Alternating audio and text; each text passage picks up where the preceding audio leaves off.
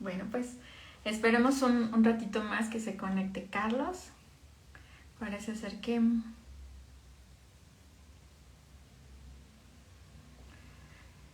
Ok. Bueno, pues muchas gracias por conectarse de nuevo Gaby, Yael,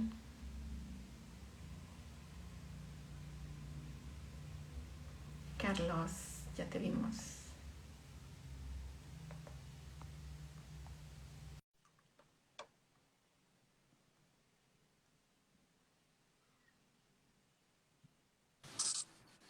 Hola, Erika. Ahora sí, Súper, listo. excelente. Sí, te vemos muy bien y ya, todo Gracias. perfecto. Bueno, pues quiero darle la bienvenida a Carlos. Él es licenciado en psicología, tiene una especialidad en docencia media y superior. Es media superior y superior.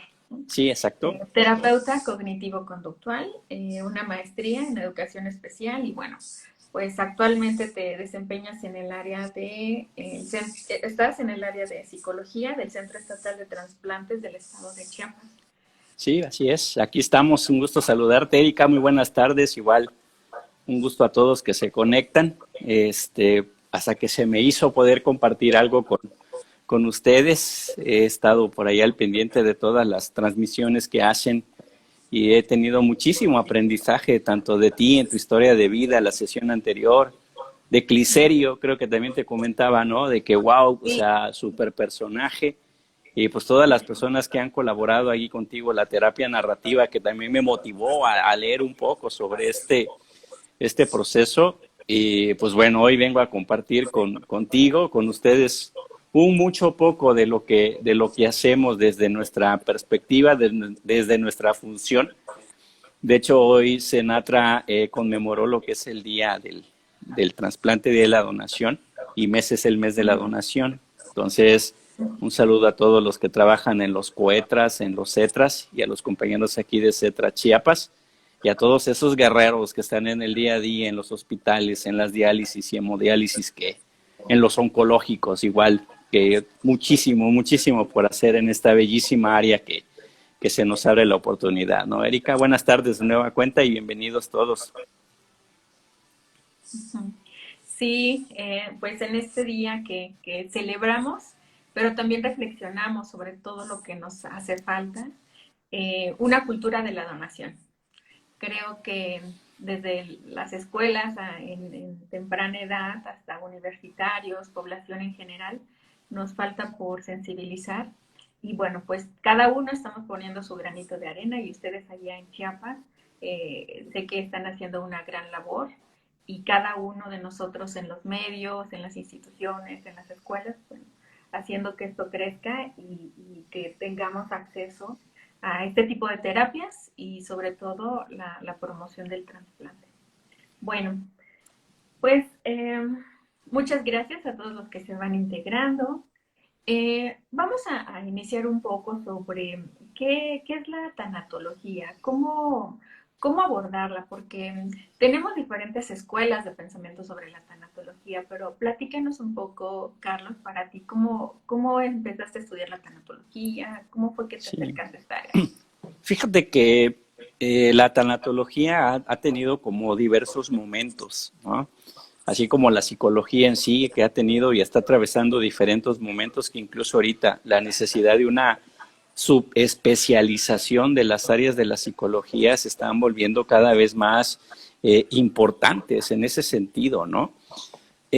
Hasta antes la tanatología de la pandemia pues estaba más relacionada a todas aquellas personas que tenían pérdidas en situación de vida, ¿no? O sea, que moría un familiar, atravesabas una etapa de duelo y te recomendaban a un tanatólogo, es más, a un terapeuta que tuviera formación en tanatología para que vivieras todo ese proceso de superación, ¿no? Se puso así como que de moda, lo voy a poner por acá, leer a la máster Elizabeth Kubler-Ross, ¿no? Con La muerte y los moribundos, La enfermedad como camino, otros textos también por ahí de Gestal, y pues ahí se fue desarrollando como tal, pero resulta que la tanatología como tal también evolucionó en estos procesos de pandemia. nos encontramos con personas que no nada más están padeciendo una pérdida de vida en el sentido de algún familiar, ¿ves? Porque anteriormente tenías la pérdida de una persona y bueno, se te daba la oportunidad de vivir el ritual, todo ese proceso de separación, lo que te va ayudando a aceptar, asimilar la pérdida y volver a acomodar tu vida ante las ausencias, pero pues resulta que ahorita no, o sea, hubieron algunos lugares, por ejemplo aquí en Chiapas, en donde ya no se le permitía a la entrega del cuerpo, hablándolo así, el abrir el ataúd, o ya se entregaban en cenizas precisamente para ir previniendo los contagios. Entonces las pérdidas son más complejas porque no hubo en sí un momento de decir adiós, un momento de cerrar ciclo, un momento de culminar ciclo.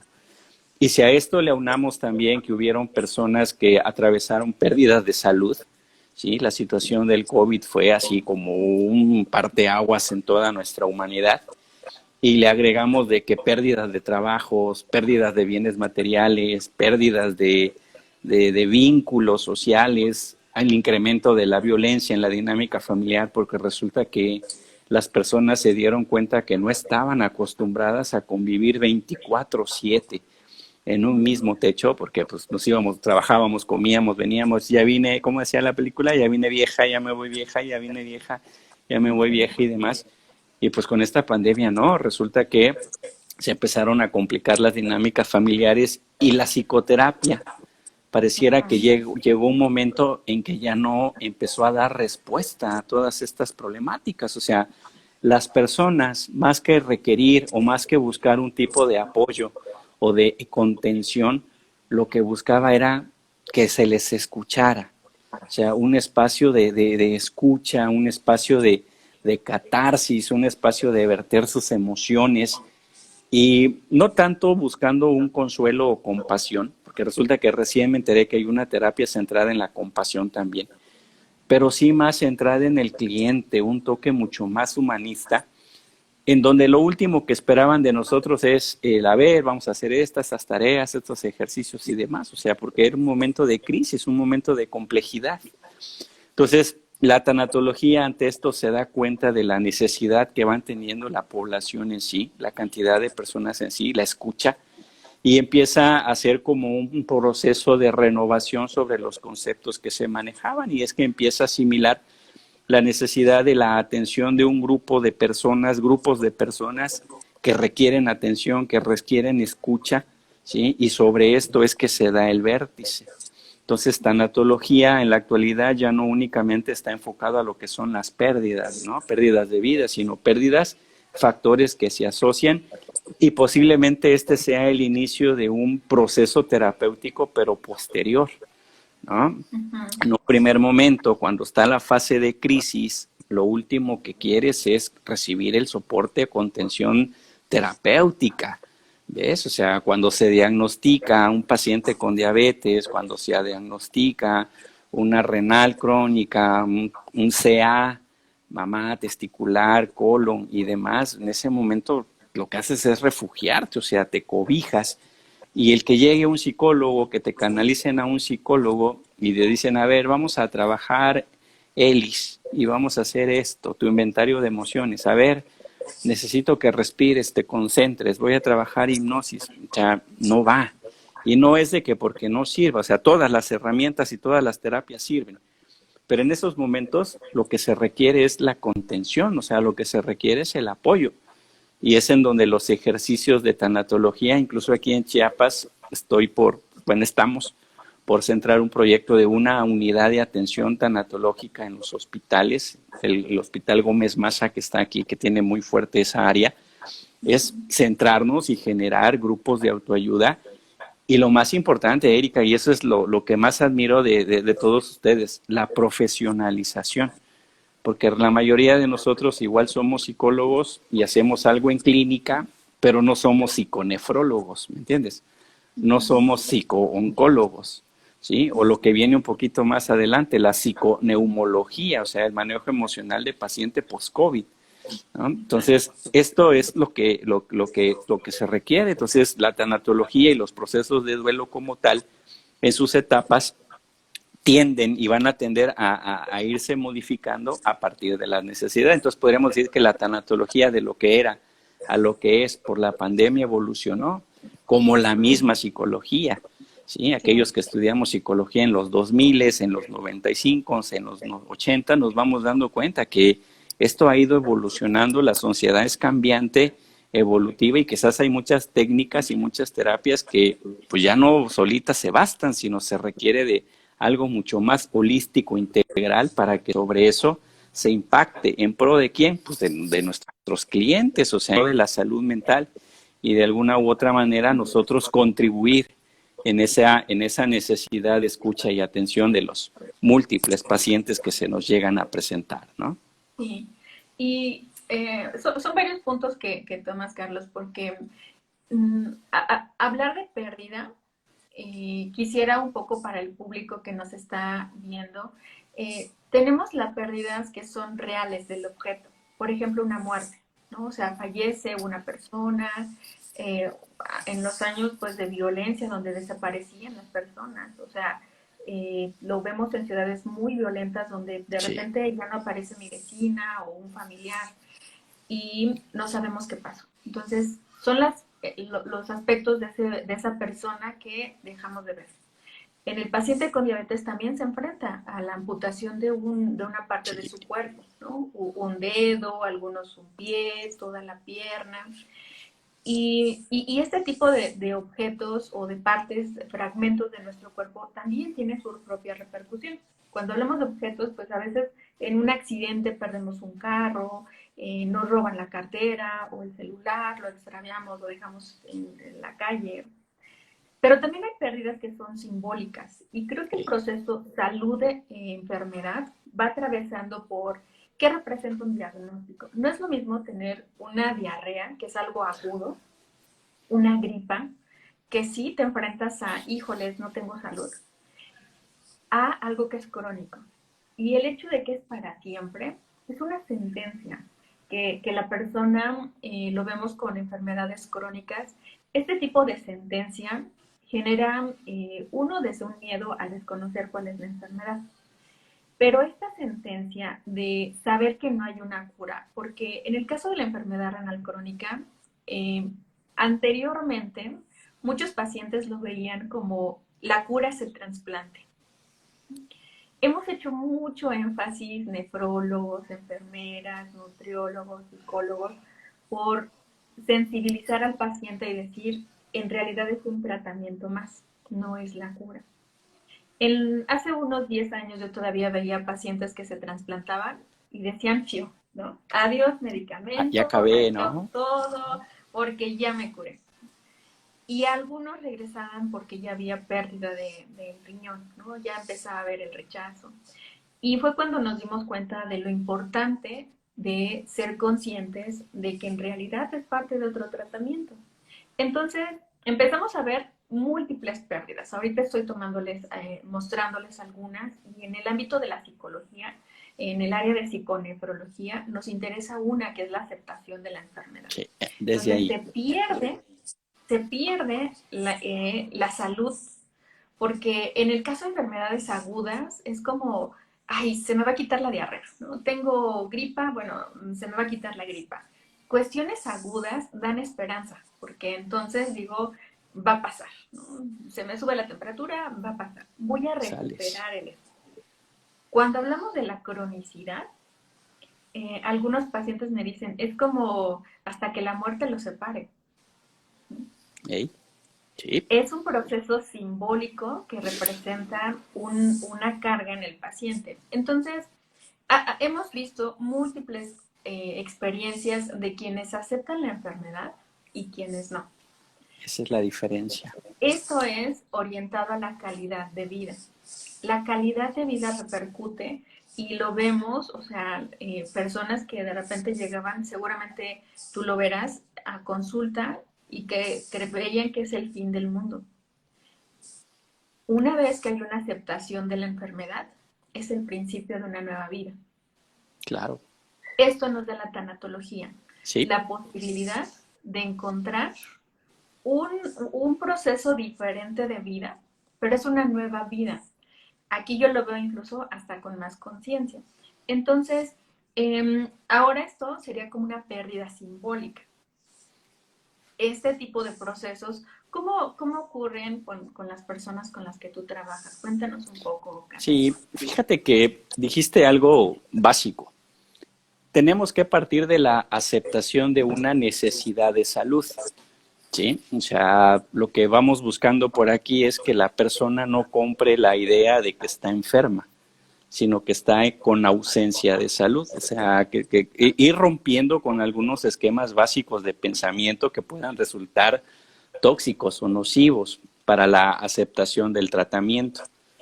Entonces, la persona debe de entender de que está en un proceso de ausencia de salud, que tuvo una pérdida integral de sus funciones y que se requiere de ciertos aditamentos, de ciertos tratamientos para que el órgano siga funcionando. Se toma un sentido de autoconciencia en el hecho de que yo les hago la comparación de que hagan de cuenta de que vienen manejando y ¡pum!, se prendió el tanquecito de gasolina.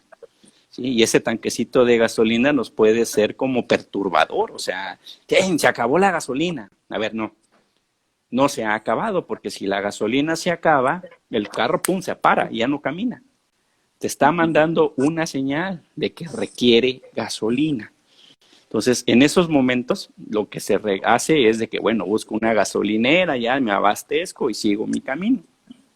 Entonces, eso es a lo que yo les digo a los pacientes, en el hecho de que se den cuenta que el organismo, ¡pum!, prendió una señal de alarma y que requiere de ciertos medicamentos, requiere de ciertos tratamientos, un proceso para que la salud vuelva a recobrarse, solo que ya no va a ser tal cual lo venía haciendo, sino que ya hay ciertos aspectos externos que van a influir para que se tenga eso que tú bien decías, calidad de vida, ¿sí? Cuando logramos generar ese insight, vamos a ponerle aquí en los pacientes, o sea, cuando dicen es cierto, tengo esto, que es la aceptación de la ausencia de salud, ¿sí? Es cuando vivimos el proceso de acompañamiento y se dan todos los grupos de autoayuda, porque el apoyo entre pares es muchísimo más solvente que de alguien que no ha padecido una cronicidad a otro. O sea, porque también la barrera del paciente es, ¿y tú de qué me hablas si no sabes lo que se siente? ¿Sí? Y ahí la orientación y guía psicológica va buscando propiamente este componente básico en la calidad de vida, que es la adherencia al tratamiento. Dentro de la adherencia al tratamiento, un eje vertical que también influye directamente en la atención es el cuidador primario, que se le refiere en tanatología, porque es el que nos va a tener en constante línea y es el que también tenemos que generar psicoeducación con él, precisamente para que haya un acompañamiento, ¿sí? Para que tengamos una sombra, le vamos a decir así, ¿no?, en el manejo con el paciente y disminuir al máximo los sabotajes que se puedan dar dentro de los procesos de recuperación, porque eso puede ser muy común, ¿no? Y es muy bien dicho, o sea, antes se decía, ya me trasplanté, ya me voy, ya acabé, ¿sí? O como los oncológicos, que les dicen, me dieron 10 quimios, ya tengo las 10 quimios, ya acabé, ya me voy y ahora vuelvo, o sea, no. Solo que a partir de aquí, los estilos de vida son los que se reconstruyen y es el entorno el que debe de sopesar todo ese proceso de renovación de vida.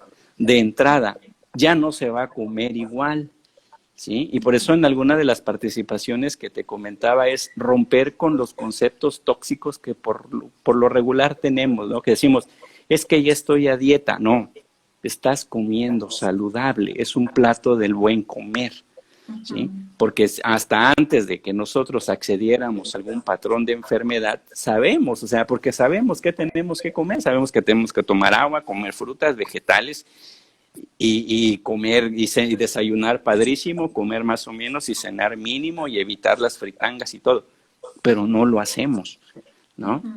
Entonces, lo que vamos buscando es ahí, retoma lo que sabes que se tiene que hacer. Y cuando te adhieras y estás consciente de lo que tienes, seguimos en un segundo momento, que son precisamente el manejo de los catéteres, por ejemplo. Que el catéter no se vea como algo ajeno a, sino que es un aditamento que le permite a tu órgano que funcione, ¿sí? A medida tal que favorezca a este recobre de salud. ¿Sí? Ahora, hay diferentes tipos de catéteres, o sea, desde los centrales que te ponen por aquí, que te pegan en la columna y demás. Entonces, los manejos que se va haciendo por allí, hay veces que los dientes se ponen medios inquietos, ansiosos, ¿sí? Que se les esconden las venitas, como dicen las enfermeras. Entonces, trabaja relajación muscular progresiva, por ejemplo. Me ha funcionado mucho la hipnosis, cuando están muy inquietos, genero hipnosis y al momento en que haces la relajación, hipnotizas, brincan las venas y ya las enfermeras tocan aquellas venas que no estén muy duras, porque ya ves que los hemodiálisis y las quimios hacen que las venas se endurezcan un poco, entonces para ir favoreciendo a este proceso. Entonces se vuelve algo integral, ¿no? Y no estamos hablando de que estoy en terapia, sino estamos ahí en compañía, ¿sí? Fortaleciendo la toma de decisiones de los familiares y también de los pacientes. Así es. Algo que quisiera resaltar y que tú mencionaste al inicio fue la participación del cuidador primario. La tanatología también requiere el abordaje del cuidador primario y de su familia, porque a veces nos ha tocado que el paciente logra comprender la enfermedad, comprender los tratamientos, por qué es necesario este tipo de medicamentos. Y cuando entrevistamos al paciente dice, bueno, pero es que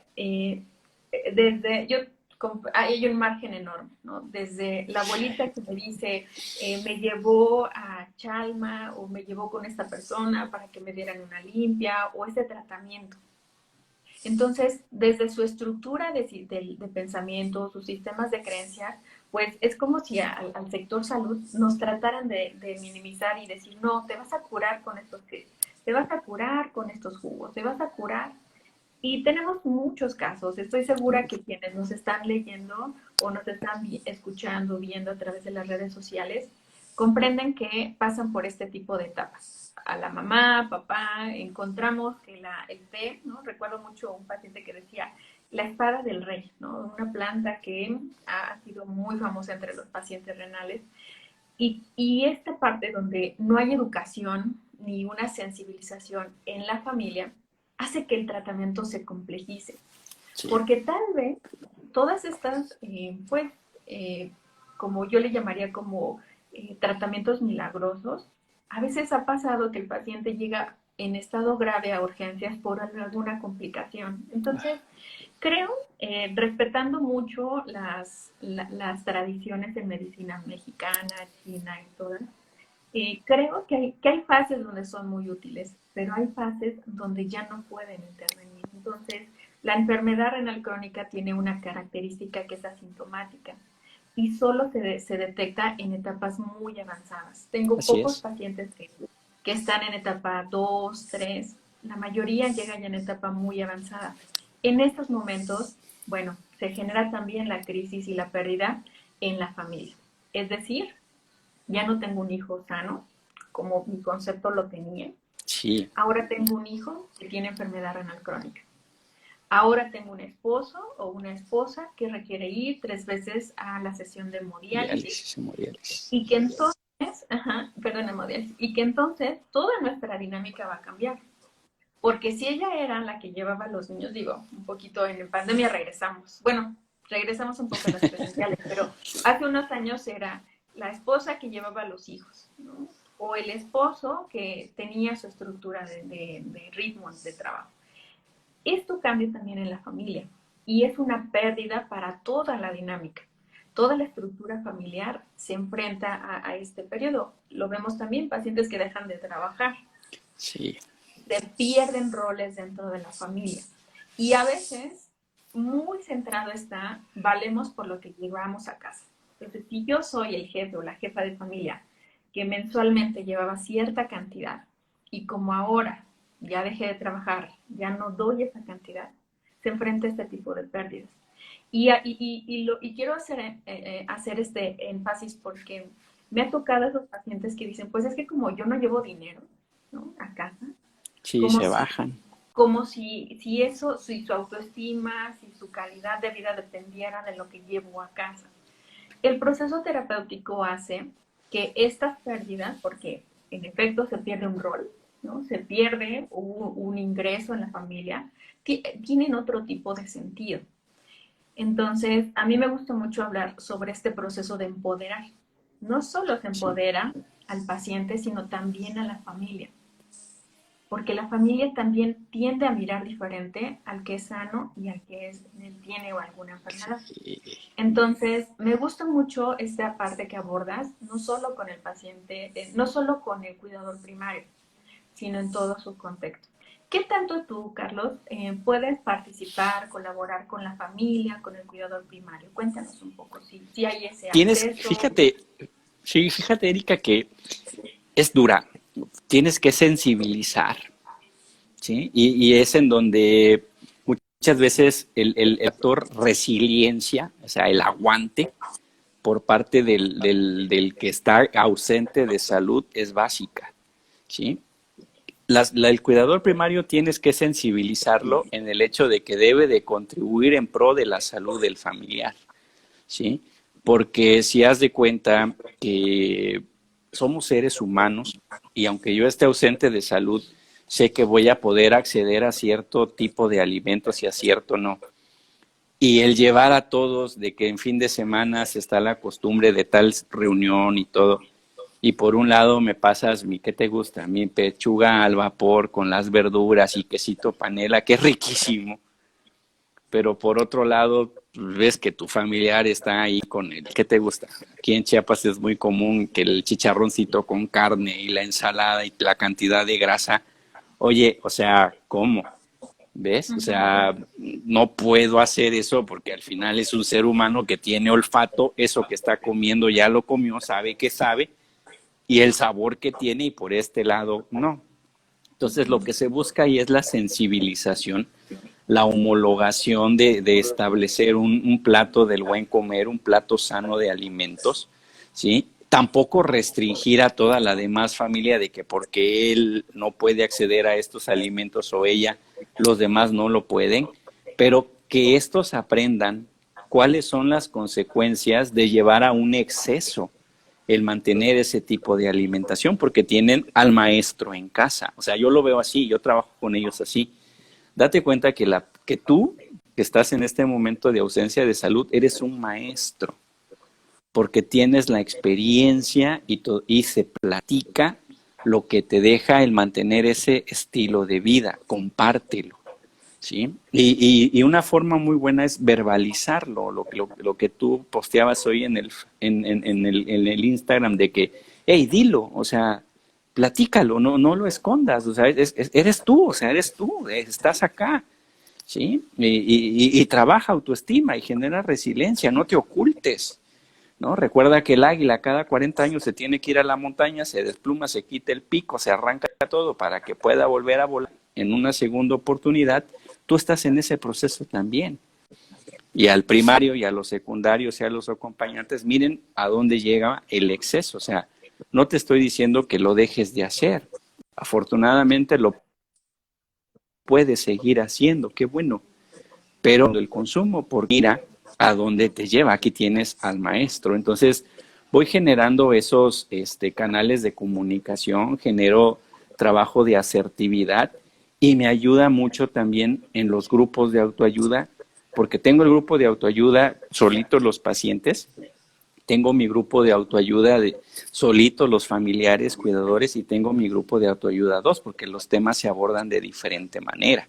¿Sí? No faltan esas recomendaciones que tú dices. Por ejemplo, aquí se recomienda que el agua de taray, por ejemplo, una raíz, ¿sí? Que favorece el funcionamiento renal, ¿no? Se habla de que en la mañana, en ayunas, miel y que le pongas sábila, o en las mañanas tal situación de papas y demás. O sea, hay cosas que cuando estás en un proceso de intervención no favorecen. Por ejemplo, mis oncológicos, que la uña de gato, que el anchoe y demás, pero cuando estás en quimios o los terapias magnetistas y demás, no me funcionan porque pueden llegar a perturbar. Entonces, es el psicoeducar y el bajar la información con ellos con un lenguaje más accesible, menos técnico, como algunos especialistas lo hacen, ¿me entiendes? O sea, una de las barreras que me toca enfrentar mucho en los núcleos hospitalarios es que viene el especialista, te revisa y te dice, ¿no? Ah, pues que tiene alto nivel de creatinina y demás, y así como que el paciente, ¿y eso qué es? ¿Y cómo lo identifico? ¿Qué me dices? Y demás, ¿ve? Entonces, mira, puedes ir evaluando, mira tus orines, por ejemplo, mira tus pipí, si está muy espumoso de tal color, tienes fallos, si está con tales características debes de tomar más agua, si estás en color blanco y sin espuma te sobrehidrataste, porque algunos también les ponen que no pueden tomar más cantidad de litros de agua y la sed en épocas son bastante intensas, ¿no? Sí. Entonces, Entonces, todo eso es lo que, en caso mío, ¿no? Lo que cada paciente veo el expediente, necesidades, y sobre eso es que trato de ir haciendo las adecuaciones de el cómo yo lo digo.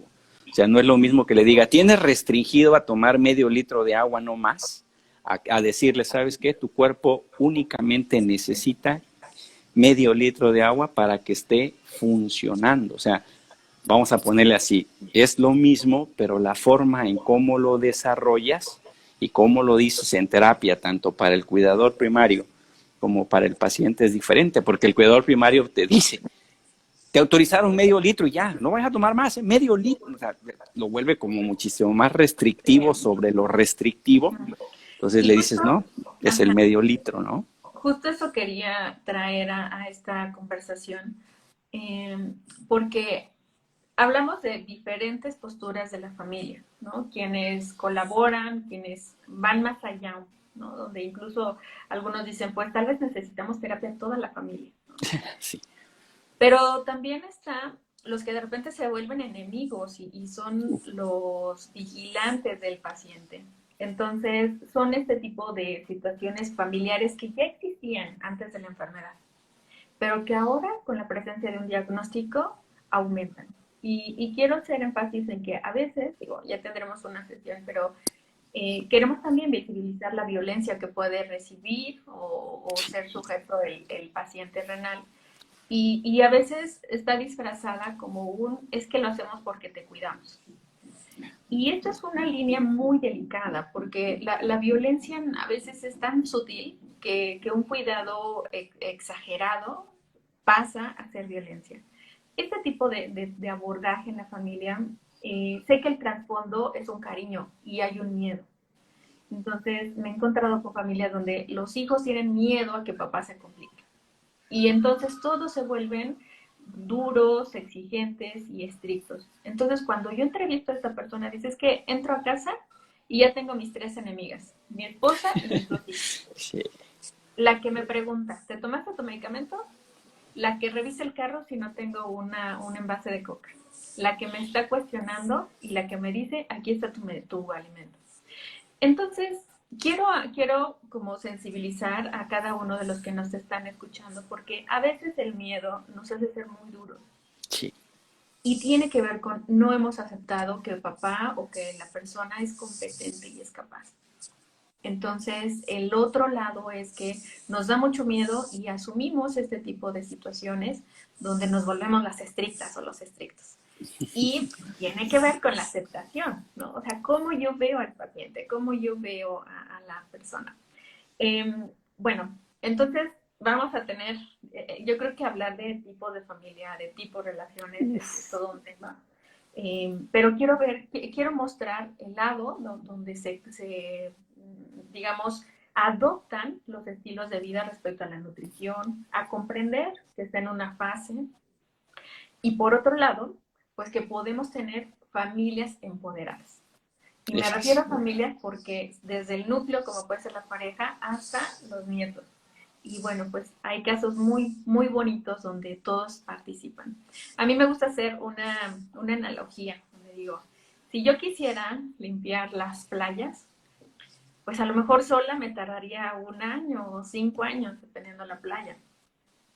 Pero si yo te digo, Carlos, oye, vamos a limpiar la playa, y tú le dices a otras personas, vamos a limpiar la playa, seguro que lo hacemos en menos tiempo. Pero si lo hacemos a través de redes sociales, a través de múltiples, y hacemos el día que vamos a limpiar la playa, se limpia la Todos, playa. Entonces, clarísimo. así es el trabajo con la familia, donde es más que estar chocando, es cómo hacemos equipo con la familia, con nuestros Sí. amigos, hasta en nuestra área de trabajo. Y esto aborda la tanatología. Sí, fíjate que eso que platicas es bellísimo, pero desafortunadamente no falta el familiar resistente que aún sabiendo que se requiere el apoyo y la contención, está el señalamiento, porque muchas veces los cuidadores primarios, ya cuando el paciente es mayor de edad y el hijo o algo ya tiene una familia aparte, no falta el reclamo de la familia, ¿sí? De él o de ella con respecto al paciente, ¿no? Al ausente de salud. Bueno, ¿y por qué nada más tú y tu hermano? ¿No? O sea, bueno, ¿y por qué nada más tú? Pues también tienes tu hermano, tienes tu hermana, ¿por qué nada más tú estás invirtiendo? ¿Por qué tú nada más le cuidas?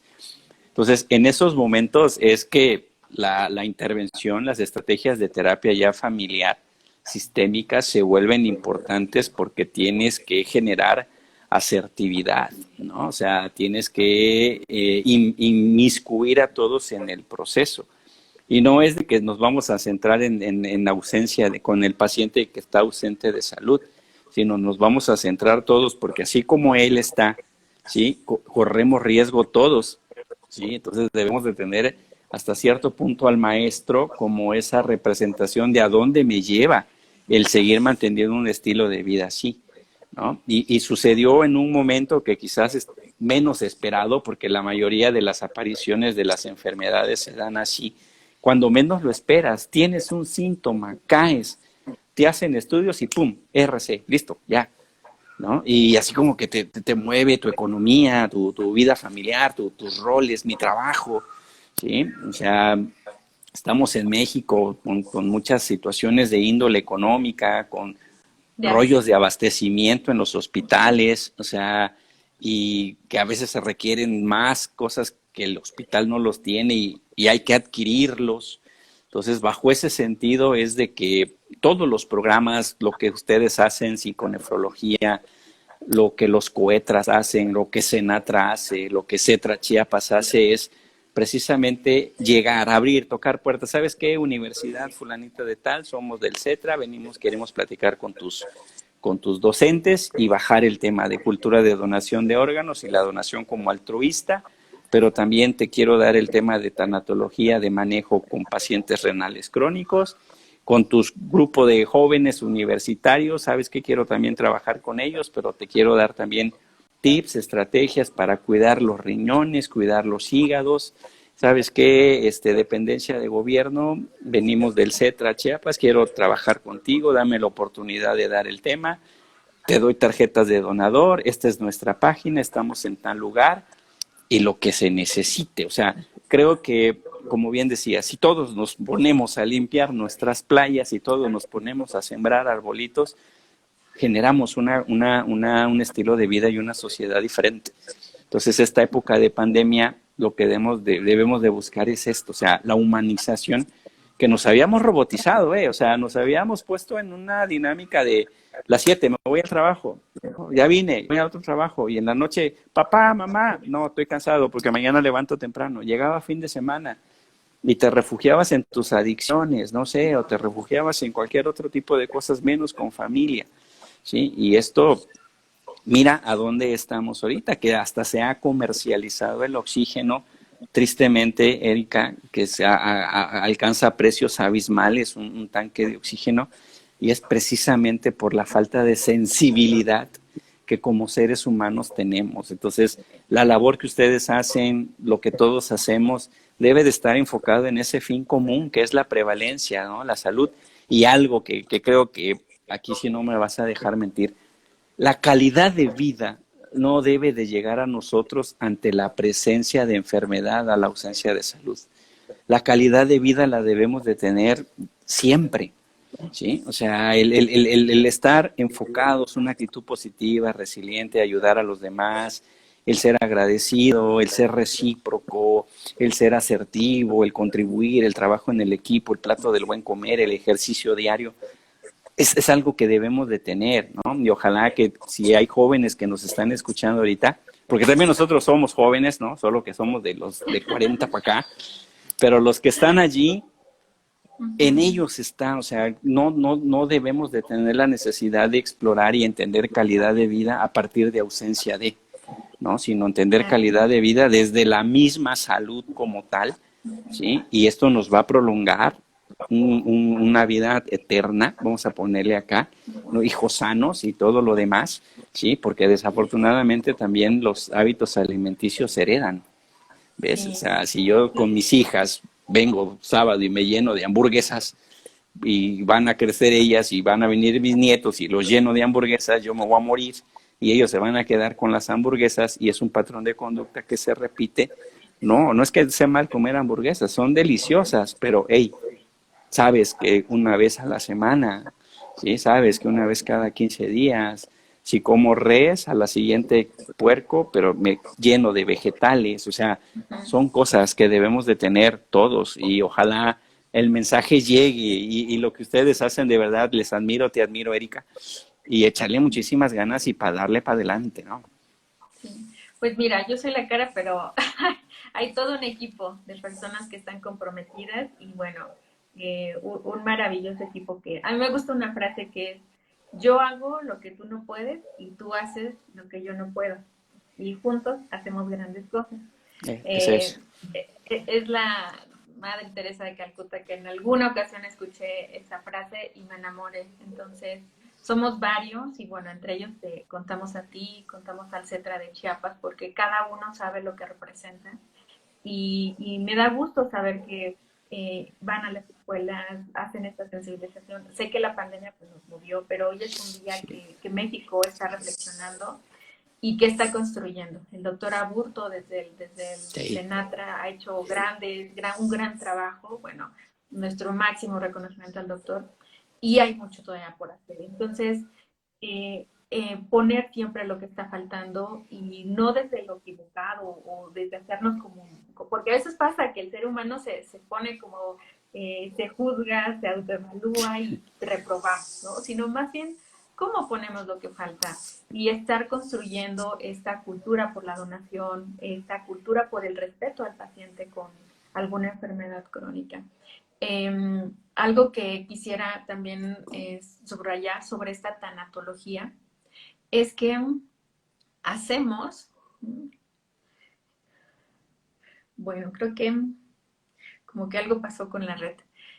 Un poco para compartir, ojalá que Carlos pronto se conecte. La tanatología también nos habla sobre la adopción de nuevos estilos de vida.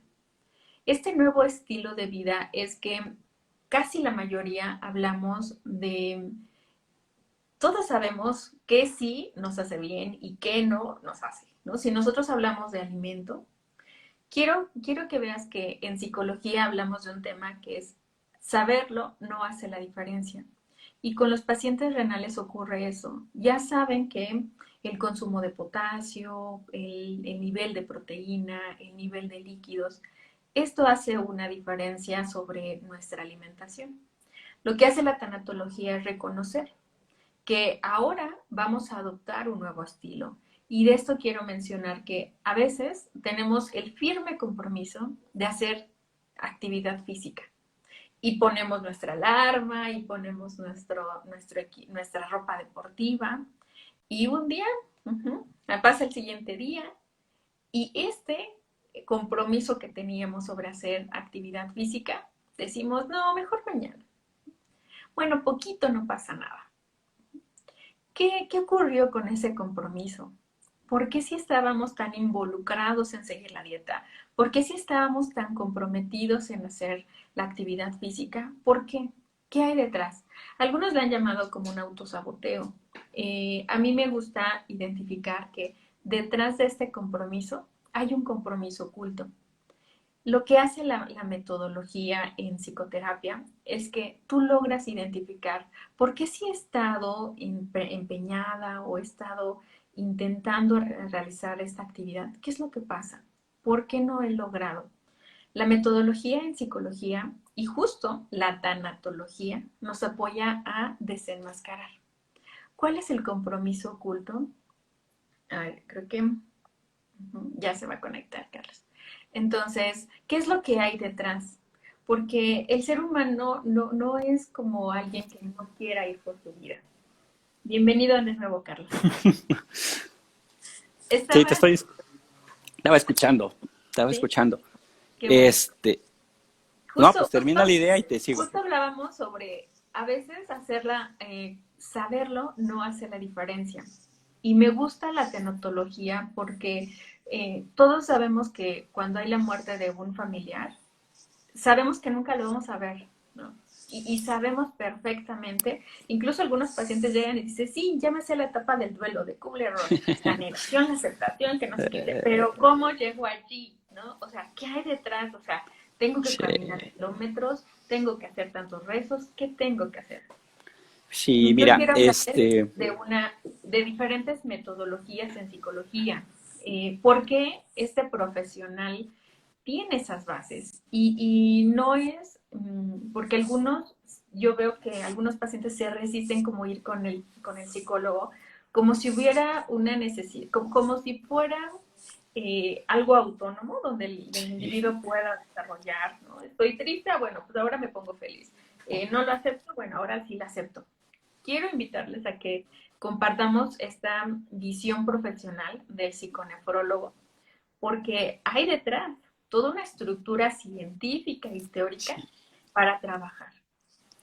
Sí, fíjate que así como tienes la de Calcuta tú, a mí me late la de Buda que dice que el dolor es inevitable, pero el sufrimiento es opcional, ¿no? O sea, de que el dolor no lo vamos a poder evitar, y aún siendo tanatólogos, no porque si yo soy tanatólogo no voy a sentir emociones con respecto a pérdidas. Ahora, el cómo lo voy a vivir, ese va a ser la diferencia, ¿sí? Entonces, en estos procesos, cuando estás atravesando todo una maduración, porque yo lo veo que ante procesos de pérdidas y de ausencias, lo que te hace es, te debe de hacer madurar, o sea, te debe de hacer comprender y extender tu cosmovisión sobre, ok, a ver, me pasó porque en algún momento me dijeron, yo decidí seguir teniendo este estilo de vida, a unas sabiendas que no lo tenía que hacer, lo decidí, que también asuma, ¿no? El hecho de los compromisos que como organismo se tiene y que vea que su cuerpo,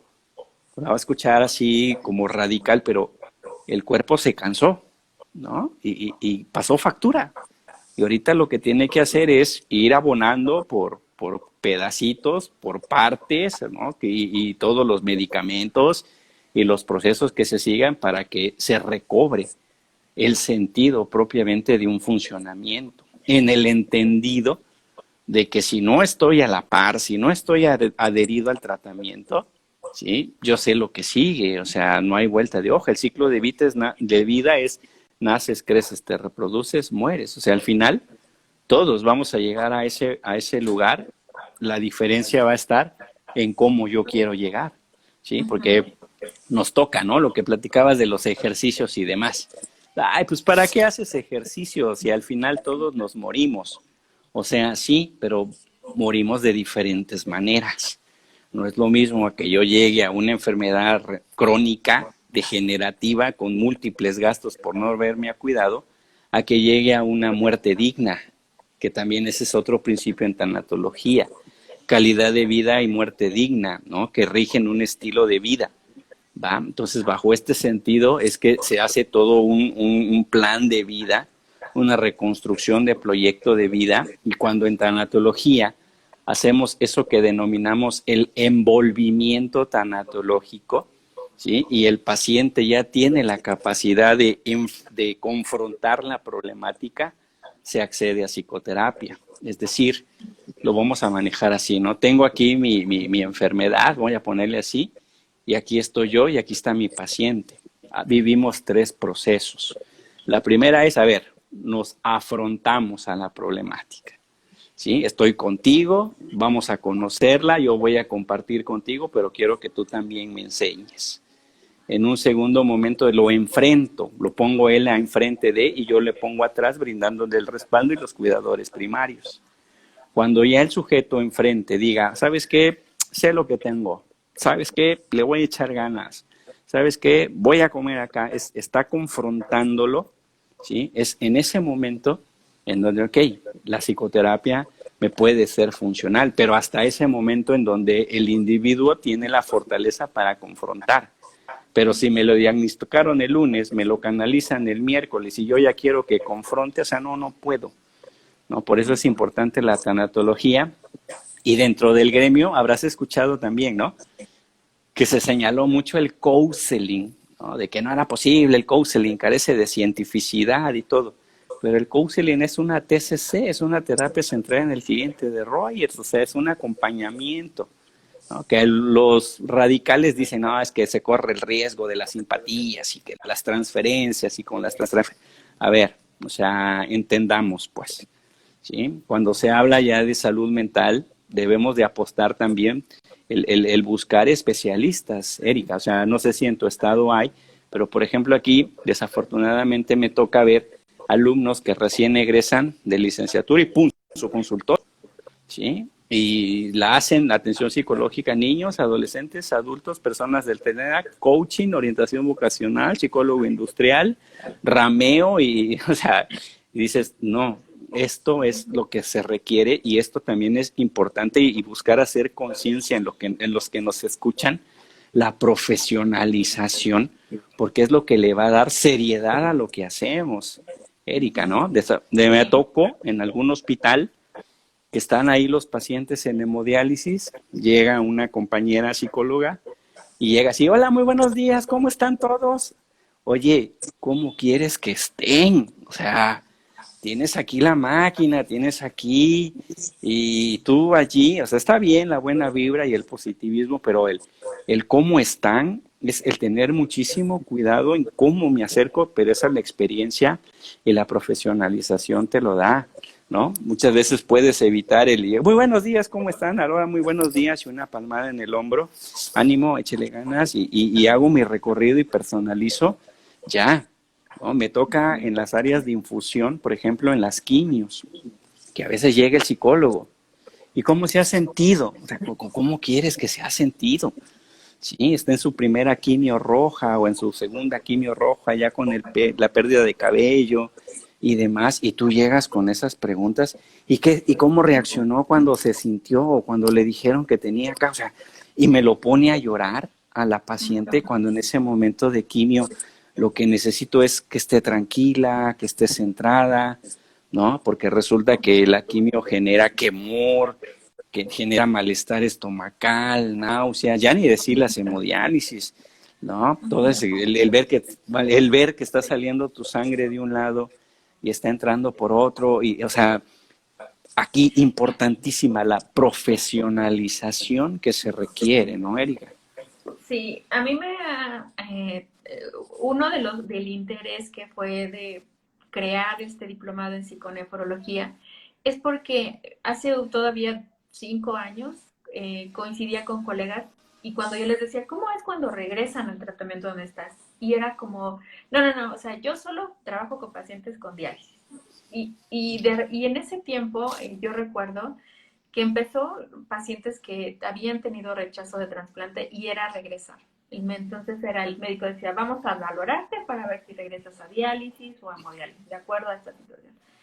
Entonces, en ese tiempo yo dije, necesitamos tener una visión integral, desde la prevención del daño renal hasta voy por mi tercer trasplante, hasta cuidados paliativos. Entonces, uno de los Hey, pilares es la tanatología porque nos permite comprender cuál es el proceso humano que nos enfrentamos a cualquier pérdida. Y hoy vimos todos los tipos de pérdida, digo, podemos profundizar en pérdidas corporales, de las personas que les extirpan un riñón, también se enfrentan a una pérdida. Son pérdidas que tal vez no vemos, no vimos, veces no sabemos porque vemos los esquemas de anatomía, ¿no? ¿Dónde está el corazón? ¿Dónde está el pulmón? Y tenemos un esquema, ¿no? Nos imaginamos incluso hasta cómo es nuestro corazón o cómo es nuestro riñón. Sin embargo, lo que está a nuestro alcance solo son las cicatrices.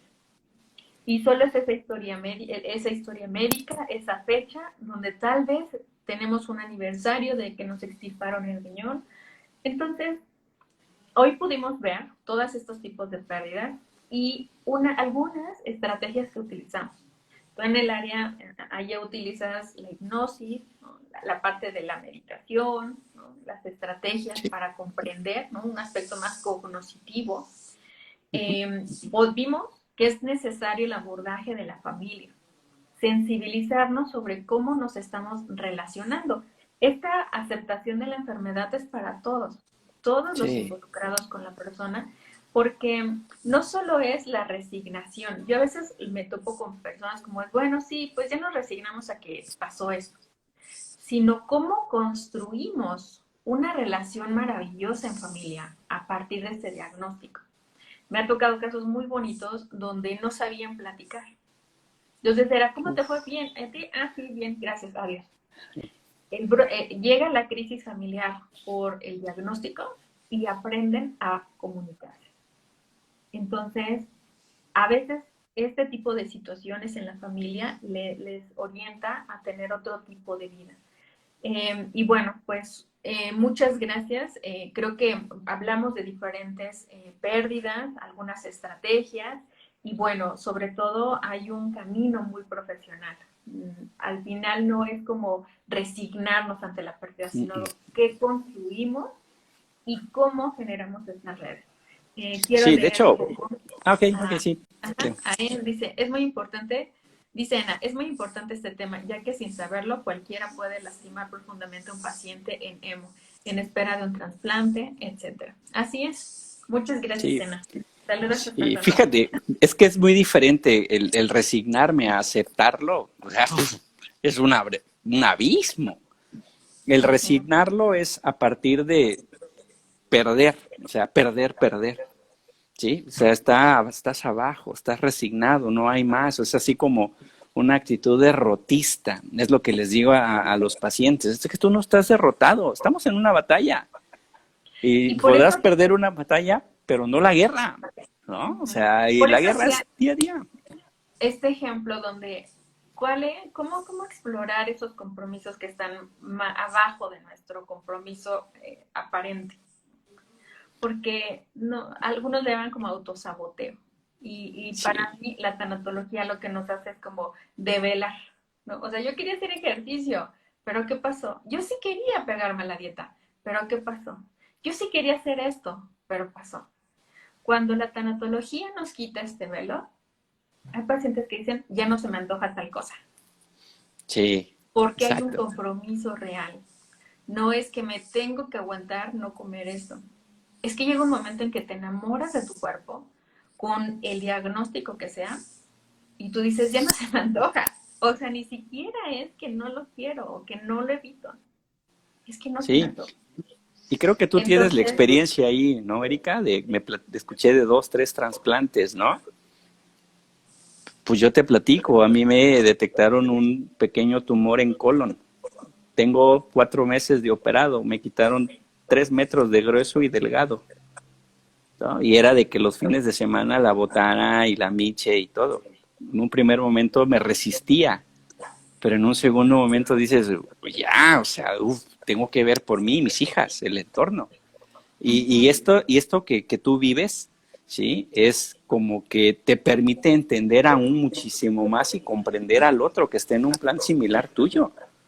Bueno, ya no nada más es tú. Bueno, sí quiero aclararlo. No, yo no tengo una enfermedad renal. Se me figuró. Pero te platico la historia.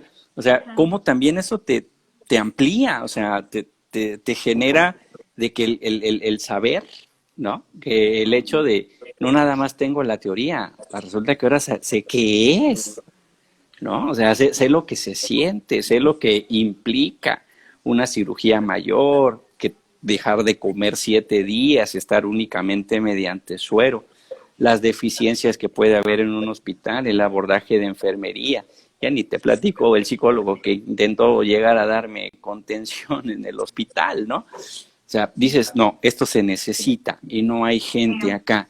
Genero el programa y fue a partir de ahí que generé esa unidad, que generé el programa y me he metido a leer muchísimo más. Por eso es que estoy ahí próximo a ser tu alumno, Erika, ¿no? Estoy leyendo por ahí también psicooncología porque hay mucha necesidad hospitalaria, Erika. ¿Y sabes qué? No hay profesionales para una atención cabal de eso. No hay una tanatología como tal. Me toca ver en redes y respeto a todas las instituciones y demás, pero se ha comercializado, Erika, la tanatología, ¿sí? Ahorita cualquier corporativo te ofrece un curso de tanatología, ¿sí? Tanatología con enfoque, tanatología tal, tanatología angelical. Y así como que dices, oye, esperémonos, o sea, necesitamos cientificizar esto, o sea, tenemos que darle un toque profesional, no caer en lo fenomenológico, en lo metafísico, el que hago acá y acá, o sea, no, sino que también en ese sentido, ¿no? Así hay mucho trecho por seguir, hay mucho camino por avanzar, ¿sí? Y pues desde Chiapas, Erika, el respaldo, mi organismo, la doctora Cristel Dávalos, comprometida con lo que es trasplantes, todo el equipo, también tenemos ahí tenemos a nuestro doctor, el doctor Joel, un saludo por allí, tenemos un equipo del área legal, sí, precisamente por los trabajos que se tienen que hacer en fiscalías cuando hay donaciones cadavéricas, administrativos y bueno, alumnos de psicología que también están interesados en esto. Y pues desde Chiapas todo el soporte y lo mejor y la buena vibra para todos ustedes, ¿no? Y en lo que se pueda apoyar y contribuir, ten por seguro que aquí estamos, Erika. Claro que sí. Bueno, pues un poco para cerrar esta charla es como todas las pérdidas. Tú me decías, bueno, a veces yo retomo fragmentos de los pacientes, ¿no? Y tengo uno que va por su tercer trasplante, ¿no? Justo era el caso que mencionaba. Entonces, cuando una herida o digamos una pérdida no se cierra, vienen los fantasmas. Entonces, ahorita estamos trabajando los fantasmas del primer trasplante, del segundo trasplante. ¿Por qué le había dicho? Ya no quiero otro trasplante. Hasta aquí. Entonces, viene justo por esto, o sea, la parte tanatológica de, a ver, Erika, vamos a prepararnos para este tercer trasplante. Y podemos ver, ¿no? Todas esas pérdidas que no se elaboraron y que están muy, muy relacionados, pues, con estos miedos. Entonces, te agradezco mucho, Carlos. De verdad que fue una maravillosa charla. Nos toca profesionalizarnos, comprender que lo que hacemos en psicología es una metodología que tiene una base científica, una base teórica y que hay evidencia. Hay evidencia porque los pacientes tienen calidad de vida. Con la psicóloga Valerie, que se ha fortalecido mucho el área del paciente empoderado. Y ahora pues queremos familias empoderadas. Entonces vamos al siguiente y al siguiente nivel. Entonces agradezco mucho a Cetra en Chiapas, Cetra Chiapas. Y bueno, pues muchas felicidades por todo lo que hacen. Admiramos mucho el trabajo que día a día cada uno realiza. Y juntos de la mano por una cultura educada, informada y empoderada. Muchas gracias y bueno, pues a todos quienes se conectaron, les agradecemos esta conexión. Bueno, pues síganos en nuestras redes sociales, vamos a poner las redes de Cetra, de Carlos, y bueno, pues mucho por hacer. Saludos hasta Argentina, Sonora, Pachuca, Chiapas. Gracias, gracias, un enorme abrazo y bueno, pues a seguir trabajando en esta cultura por la calidad de vida, la donación de órganos y bueno, mucho por hacer. Un abrazo, Carlos. Mucho por hacer. Cuídate, saludos desde Chiapas a todos. Bye. Un abrazote, bye.